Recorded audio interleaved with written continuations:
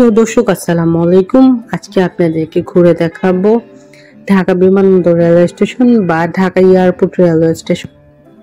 বাংলাদেশের ঢাকা জেলায় অবস্থিত একটি রেলওয়ে স্টেশন। একটি শাহজালাল আন্তর্জাতিক বিমানবন্দর যে গোল চত্বরটি আছে সেটার পূর্ব পাশে অবস্থিত এটি কমলাপুর রেলওয়ে স্টেশন ও টঙ্গী জংশন রেলওয়ে স্টেশন থেকে 5 কিলোমিটার এবং জয়দেবপুর জংশন রেলওয়ে স্টেশন থেকে 16 কিলোমিটার দূরে অবস্থিত।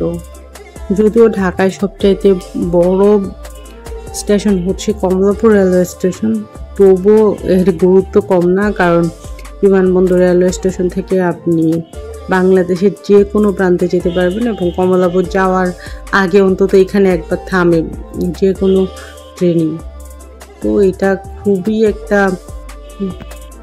পরিচিত রেলওয়ে স্টেশন সবার কাছে, কারণ রাজধানী ঢাকায় আসা যাওয়া করার জন্য এই স্টেশনে সবারই একবার হলেও দুইবার হলেও আসতে হয়েছে বিভিন্ন কারণে।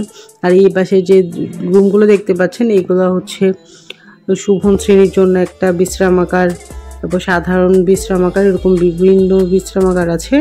এখানে যাত্রীরা ওয়েট করতে পারে। ভিতরে সোফার ব্যবস্থা আছে বসার জন্য, ওয়াশরুম আছে, ফ্যানও আছে।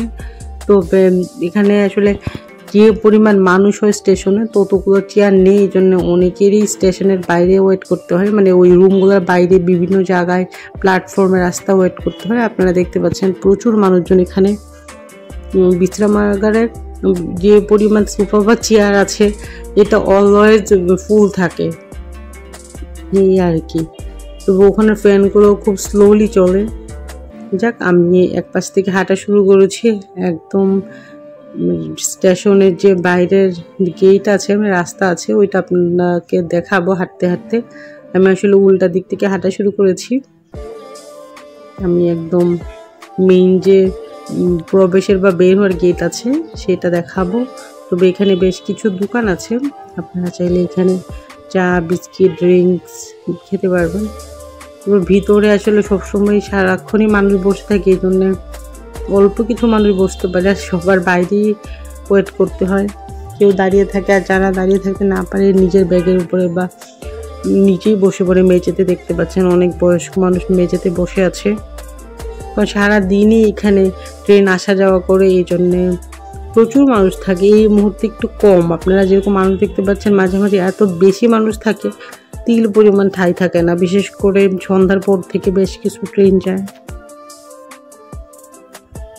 তবে এইখান থেকে আপনারা চট্টগ্রাম, নেত্রকোনা, ময়মনসিংহ, খুলনা, যশোর সব জায়গাতে যেতে পারবেন। অনেকেই বাসা দেখা যায় যে গাজীপুর, উত্তরার দিকে থাকে, ওরা আসলে কমলাপুরে যেতে চায় না ওই পাশে।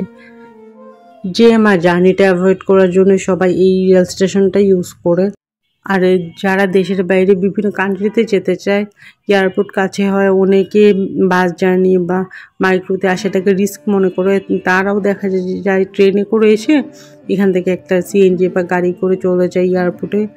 যারা এয়ারে করে ট্রাভেল করতে চায় তারাও এই রেল স্টেশনটা ইউজ করে, কারণ বাংলাদেশ থেকে দেশের বাইরে যেতে হলে অবশ্যই তাকে এয়ারপোর্টে যেতে হবে।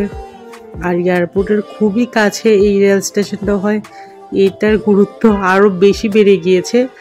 কারণ যারা দেশের ভিতরে ট্রাভেল করতে চায় তারা তো ইউজ করে, যারা দেশের বাইরে থেকে এসেছে বিভিন্ন জায়গায় যায়, বড় সময় রাতে আসে, বা অনেকে একটু ওয়ার্কার টাইপের লোক থাকে, তাদের পক্ষে আসলে একটা মাইক্রো বা প্রাইভেট কার ভাড়া করে নিজ বাড়িতে যাওয়া সম্ভব না, তারা সবাই করে কি ওই ট্রেনে করেই চলে যায়।